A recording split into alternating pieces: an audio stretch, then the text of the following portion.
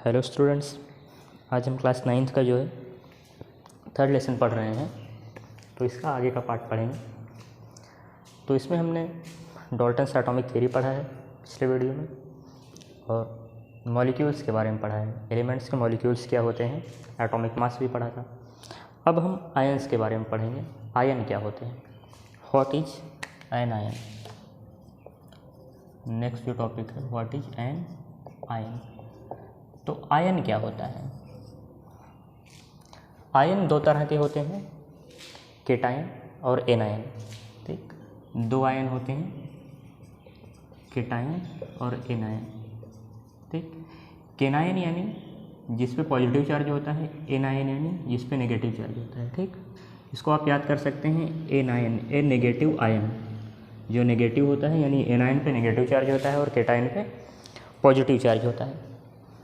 तो ये आयंस क्या होते हैं। आयंस होते हैं कि जो मेटल्स होते हैं उन पे कुछ चार्ज आ जाता है। जो एलिमेंट्स होते हैं, एलिमेंट्स पे एक चार्ज होता है। फॉर एग्जांपल हम लेते हैं सोडियम।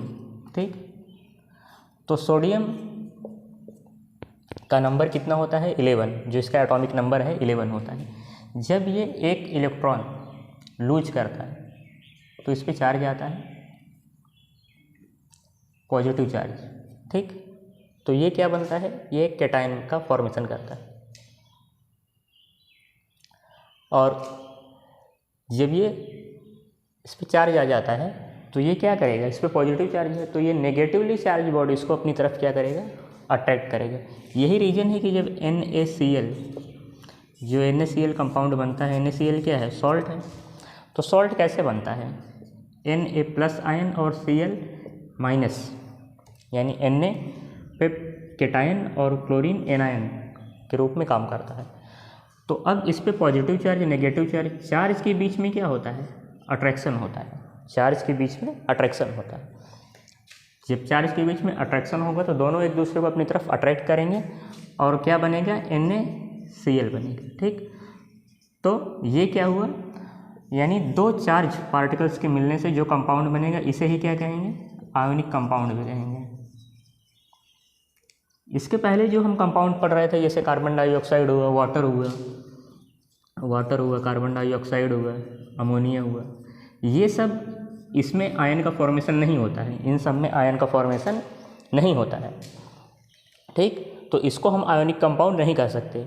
बट जो सोडियम क्लोराइड ये कंपाउंड बनता है, ये आयन के फॉर्मेशन से बनता है। इसीलिए हम इसको क्या कहते हैं, ऐसे कंपाउंड को आयोनिक कंपाउंड कहते हैं। ठीक, आयोनिक कंपाउंड का मतलब क्या होता है, यानी मान लो ये क्लोरीन का आयन है, ये सोडियम का, ये क्लोरीन का आयन है, ये सोडियम का आयन है, ये क्लोरीन का आयन है, ये सोडियम का आयन है। अगर हम इसको कंसिडर कर लेते हैं तो इसका जो फॉर्मेशन होता है, तो ये इसमें क्या होता है, ये कम्प्लीटली ट्रांसफ़र होता है। इसीलिए ये दोनों जो सोडियम क्लोराइड जब पास रहते हैं, सोडियम और क्लोरीन, तो इस फोर्स ऑफ अट्रैक्शन की वजह से होते हैं। जो पॉजिटिव और नेगेटिव में फोर्स ऑफ अट्रैक्शन है, उसी वजह से दोनों पास में रहते हैं। यानी इन दोनों में कोई बॉन्ड नहीं बनता है। ठीक, रियलिटी में दोनों में कोई बॉन्ड नहीं बनता है। एक अट्रैक्शन की वजह से दोनों नज़दीक आते हैं और ये एक स्ट्रॉन्ग बॉन्ड बनाते हैं। ठीक, यानी जो अट्रैक्शन होता है वो स्ट्रॉन्ग होता है। और यहाँ सब जो है एक अलग तरीके का फॉर्मेशन होता है। ठीक, यानी वहाँ पे ये नेगेटिव और पॉजिटिव इन केसेस में नहीं क्रिएट होते। ठीक, इसीलिए इन्हें आयंस नहीं कहा जाता, इसे आयंस कहा जाता है। तो आई थिंक आपको समझ में आया होगा। कुछ कंपाउंड्स आयन बनाते हैं, जैसे कैल्शियम ऑक्साइड हुआ, मैग्नीशियम सल्फाइड हुआ। तो कैल्शियम का नंबर कितना होता है, 20। इसका एटॉमिक नंबर 20 है, ऑक्सीजन का 8 है। ठीक, कैल्शियम ऑक्साइड को अगर हम देखें, इसका जो एटॉमिक मास है 40 होता है, ऑक्सीजन का 16 होता है। ठीक, तो अगर हम रेशो देखें कि कैल्शियम और ऑक्सीजन किस रेशो में मिल रहे हैं, तो क्या होगा, 40:16। ठीक, कैल्शियम के साथ जो ऑक्सीजन होगा CO2। ठीक है, तो 8 8 2 जा 16, 8 5 जा 40, यानी 5:2 के रेशो में ये दोनों मिलेंगे। अगर ये दोनों में जो बॉन्ड होगा, अट्रैक्शन होगा, तो किस रेशो में रहेंगे? कैल्शियम 5 के रेशो में रहेगा और ऑक्सीजन 2 के रेशो में रहेगा। इसी तरीके से मैग्नीशियम सल्फाइड और सोडियम क्लोराइड का एक तो एग्जाम्पल दिए ही आपको, ठीक। सोडियम और क्लोरीन जो अट्रैक्ट होते हैं ये 23 और 35.5, सोडियम का जो मास होता है, एटॉमिक मास 23 होता है, क्लोरीन का 35.5 होता है, यानी इस रेशो में ये कंबाइन होते हैं। अगर इनका हम रेशो चेक करें, रेशो यानी हम कैसे चेक करते हैं? कल हमने पढ़ा था ना कार्बन 12 को लेके, तो कार्बन 12 को लेके अगर हम मास देखें, एटॉमिक मास सोडियम का 23 होता है, क्लोरीन का 35.5 होता है, ठीक। कैल्शियम का 40 होता है, ऑक्सीजन का 16 होता है। तो आई थिंक आयंस क्या होते हैं समझ में आया होगा आपको। यानी जिन एलिमेंट में पॉजिटिव और नेगेटिव चार्ज क्रिएट होते हैं, पॉजिटिव को कैटायन कहते हैं, नेगेटिव के एनायन कहते हैं, और ये चार्ज की वजह से जो आपस में अट्रैक्शन होता है चार्ज में, ठीक, उस अट्रैक्शन से जो कंपाउंड बनते हैं उन्हें आयोनिक कंपाउंड कहते हैं, और जिन पे चार्ज बनता है, जिन एलिमेंट्स पे चार्ज बनता है उन्हें, जिस पे पॉजिटिव बनेगा उसको कैटायन कहेंगे, जिस पे नेगेटिव बनेगा उसको एनायन कहेंगे, और इन दोनों को हम आयन कह सकते हैं, ठीक।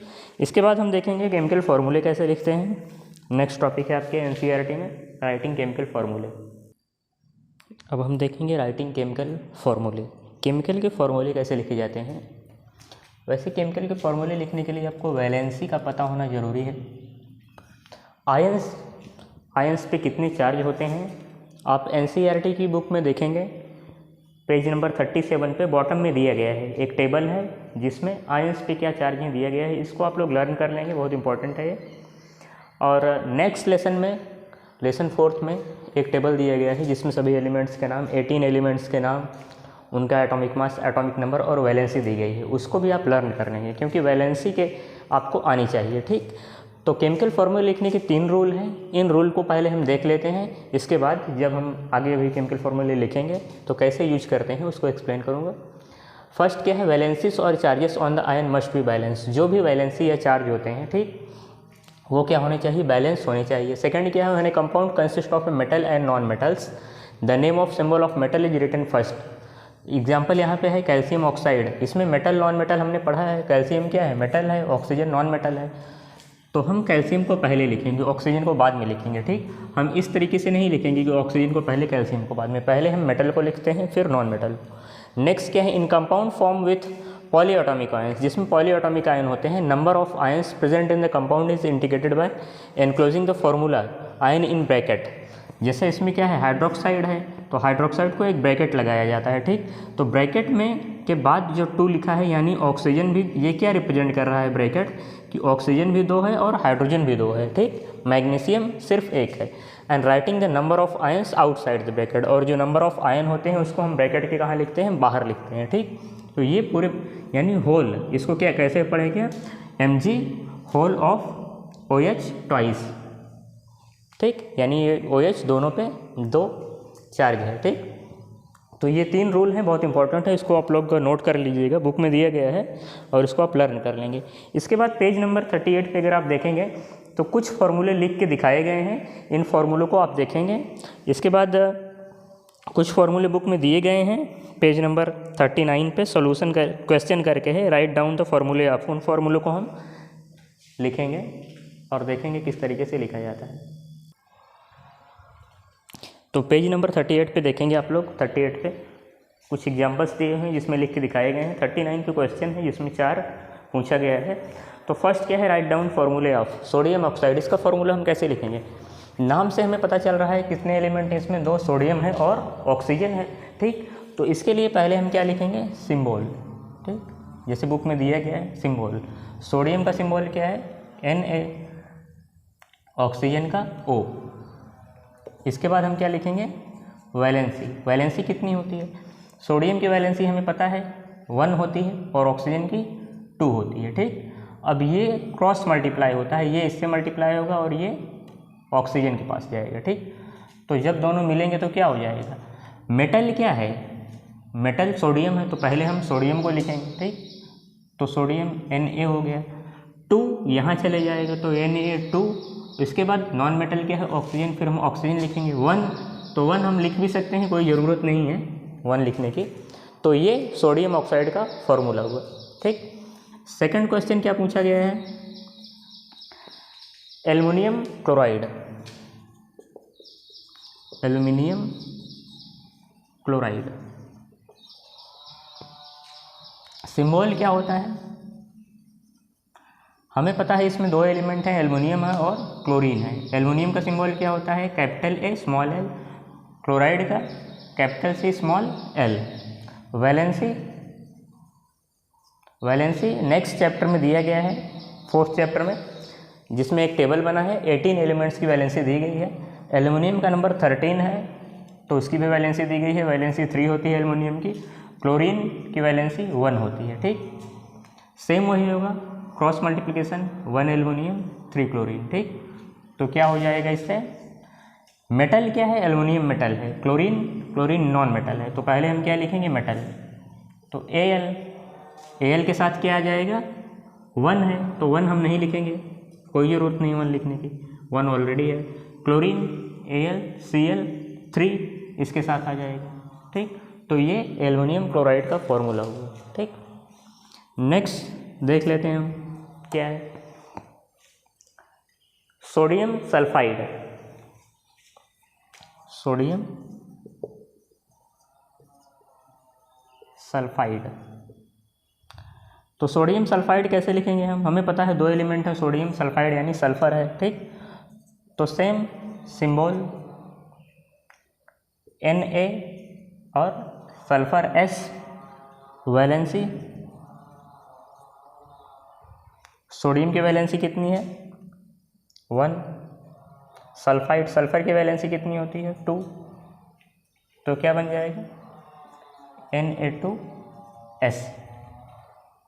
ठीक, तो इस तरीके से आप लिख सकते हैं वैलेंसीज। आई थिंक समझ में आया होगा आपको।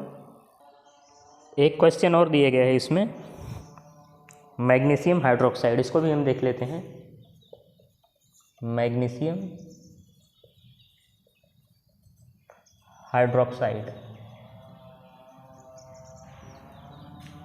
ये सब आपको ऐसे टेबल में मिल जाएंगे। तो पहले हम क्या लिखते हैं, सिंबल मैग्नीशियम का अगर आप टेबल में चेक करेंगे, मैग्नीशियम हाइड्रोक्साइड यानी OH हाइड्रोक्साइड होता है। वैलेंसी अगर आप चेक करेंगे, मैग्नीशियम की वैलेंसी 2 होती है, हाइड्रोक्साइड की 1 होती है। ठीक, अब इसको हम कैसे लिखेंगे, क्योंकि मैग्नीशियम क्या है, मेटल है, तो मेटल हम पहले लिखेंगे। ठीक, मैग्नीशियम 1 हाइड्रोक्साइड 2। अब OH, इस पे हमें 2 लगाना है, तो 2OH दोनों पे हमें लगाना पड़ेगा। तो हम कैसे लगाएंगे, इसको हम ब्रैकेट में करेंगे और 2 यहाँ पे लिखेंगे। 3rd रूल हमने पढ़ा था ना, 3rd रूल यहाँ पे अप्लाई होगा। ठीक, तो आई थिंक समझ में आया होगा आपको, मैग्नीशियम हाइड्रोक्साइड। ठीक, इस तरीके से लिखेंगे। इसके बाद नेक्स्ट सेकंड क्वेश्चन क्या दिया गया है, write down the name of compounds. Write down the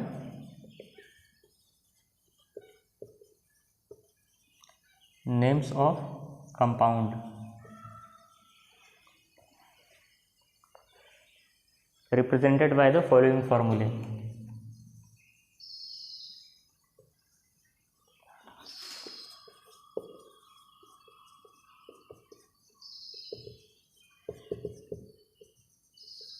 जो ये क्वेश्चन था इसमें आपको नेम दिया था, फॉर्मूला लिखना था। अब इस क्वेश्चन में ये फॉर्मूला दिया गया है और ये बताना है नेम। ठीक, तो फर्स्ट क्या दिया गया है, फर्स्ट बुक में दिया गया है Al2SO4 थ्राइस, Al2SO4 थ्राइस। ठीक, तो ये कैसे लिखा गया है, अगर इसको हम अलग अलग करें। ठीक, हम Al को देखें, एल्युमिनियम की वैलेंसी कितनी होती है, 3 होती है। सल्फेट SO4 क्या है, सल्फेट है, सल्फेट की वैलेंसी 2 होती है। ठीक, तो इसको जब ये इधर जाएगा तो Al2 हो जाएगा और ये इधर जाएगा तो क्या हो जाएगा, होल थ्राइस हो जाएगा। ठीक, तो ये क्या है एल्युमिनियम, ये क्या है सल्फेट, तो इसका नाम क्या होगा एल्युमिनियम सल्फेट। ये इसी तरीके से लिखा गया है। ठीक, अगर इससे हमें एल्युमिनियम सल्फेट लिखना हो तो हम इस प्रोसेस को यूज करेंगे और ये हमें आंसर मिलेगा। वैसे नेक्स्ट दिया गया है CaCl2, सेकंड क्या है CaCl2। Ca क्या है? कैल्शियम। कैल्शियम की वैलेंसी 2 होती है, क्लोरीन की 1 होती है। ठीक, तो 2 इधर चले जाएगा, क्लोराइड पे लग जाएगा, और 1 इधर चले जाएगा। तो ये क्या है? Calcium chloride, calcium chloride. Next क्या दिया गया है? K2SO4, K2SO4। तो K2SO4 क्या है?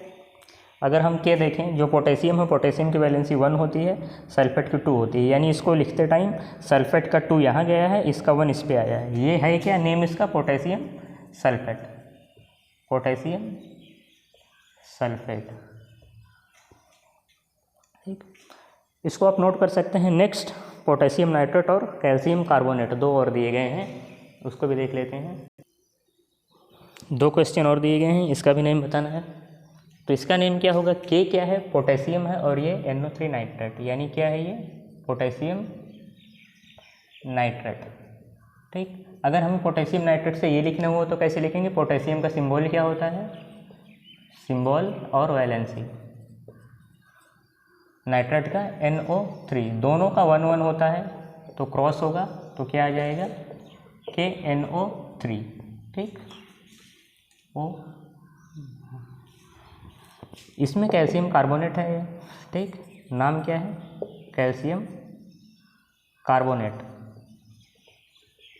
ठीक, अगर कैल्शियम कार्बोनेट दिया है, ये लिखना है तो कैसे लिखेंगे? पहले हम क्या लिखते हैं? सिंबल और वैलेंसी। सिंबल कैल्शियम का Ca, कार्बोनेट का CO3। ठीक, 2 2 दोनों का होता है वैलेंसी। ठीक, तो 2 2 कट हो जाएगा, सिर्फ हम CaCO3 ही लिखेंगे। ठीक, यानी अगर ये दिया है कैल्शियम कार्बोनेट, तो कैल्शियम कार्बोनेट इसी तरीके से हमें मिल रहा है। ठीक, तो आई थिंक ये समझ में आया होगा आपको किस तरीके से अगर फॉर्मूला दिया गया है तो उसका हम नेम कैसे लिखेंगे कंपाउंड का, और कंपाउंड का अगर नेम दिया है तो फॉर्मूला भी हम लिख सकते हैं। ठीक, तो काफ़ी इजी है। इसके लिए आपको सिंबल जो है कुछ आयन के याद रहना चाहिए, वैलेंसी याद होनी चाहिए। ठीक, ये चीज़ आपको पता रहना चाहिए। इसके बाद हम देखेंगे मॉलिक्यूलर मास।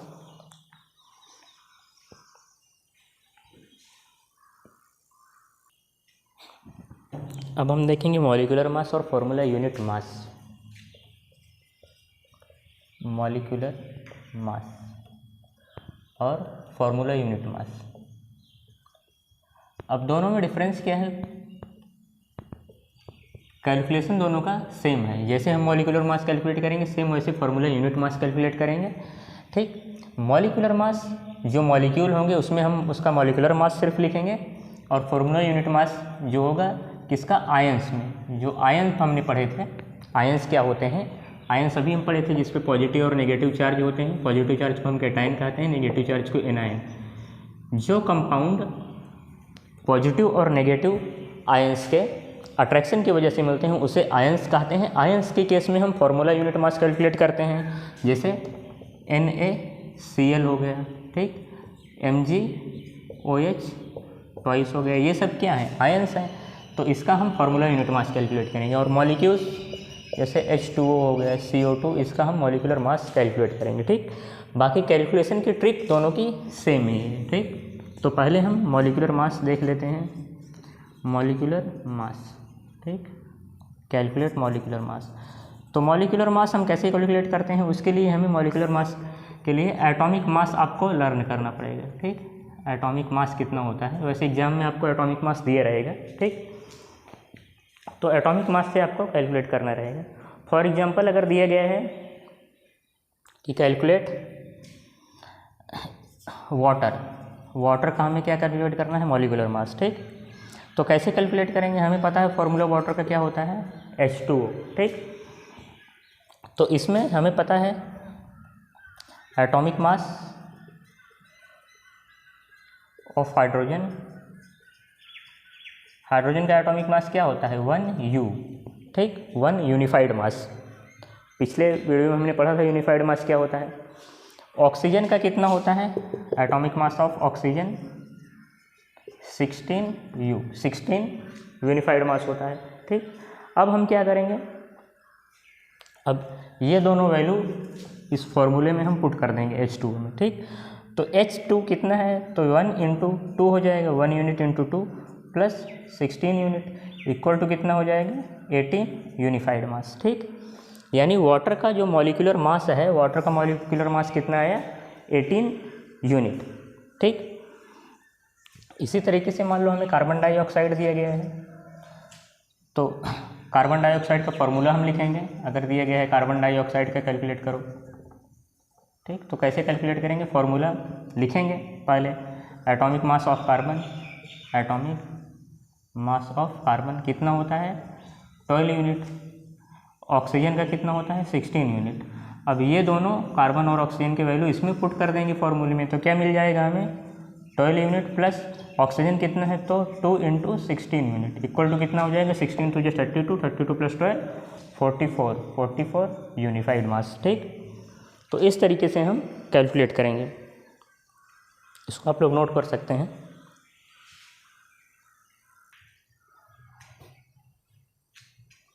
वहीं अगर हमें फॉर्मूला यूनिट मास दिया है कैलकुलेट करने का, फॉर्मूला अगर क्वेश्चन दिया है calculate formula unit mass of sodium chloride, ठीक, तो कैसे हम कैलकुलेट करेंगे, हमें पता है सोडियम का कितना होता है 23 यूनिट, क्लोरीन का कितना होता है, सोडियम का 23 यूनिट, क्लोरीन का हमें पता है 35.5 यूनिट होता है। तो हम इन दोनों वैल्यू को पुट करेंगे फॉर्मूले में। सोडियम क्लोराइड अगर पूछा है, सोडियम क्लोराइड, तो पहले हम फार्मूला लिखेंगे, पुट करेंगे तो कितना हो जाएगा 23 प्लस 35.5 इक्वल टू कितना हो जाएगा 0.5, 5 प्लस 3 8, 3 प्लस 2 5, 53.5 यूनिट। ठीक, कैलकुलेट करने का मेथड सेम है, सिर्फ हम इसमें फार्मूला यूनिट मास आपको पूछा जाएगा जिसमें आयंस बनते हैं, ठीक, और जो मॉलिक्यूल होगा उसमें मॉलिक्यूल पूछा जाएगा। ठीक, ऐसे ही अगर आपको पूछा जाएगा, इसमें कुछ क्वेश्चन दिए गए हैं तो क्वेश्चन को आपको ट्राई करेंगे। ठीक, जैसे सोडियम ऑक्साइड दिया गया है, सोडियम ऑक्साइड, ये क्या है, फार्मूला यूनिट मास इसका भी कैलकुलेट करेंगे हम, क्योंकि क्या है आयंस है। ठीक, तो सोडियम का हमें पता है कितना होता है 23, ऑक्सीजन का कितना होता है 16 यूनिट, इसको पुट करेंगे इसमें तो क्या आ जाएगा 2 into 23 unit plus 16 unit equal to 46 plus 16, तो कितना हो जाएगा 6 प्लस 6 12, 4 प्लस 1 5 6 16 यूनिट। ठीक, 62 यूनिट, तो सोडियम ऑक्साइड का कितना हो जाएगा 62। ये क्या है फार्मूला यूनिट मास है। ठीक, बाकी क्वेश्चन है ये सब आप लोग ट्राई कीजिएगा। ठीक, पेज नंबर 40 पे दिए गए हैं। नेक्स्ट वीडियो में हम मोल कंसेप्ट पढ़ेंगे, काफ़ी इंपॉर्टेंट है मोल कंसेप्ट, तो उसको समझेंगे। ठीक, तो आई थिंक ये सब आपको समझ में आया होगा, और जो बुक में दिया गया इसको आप घर पे ट्राई करेंगे। Thank you.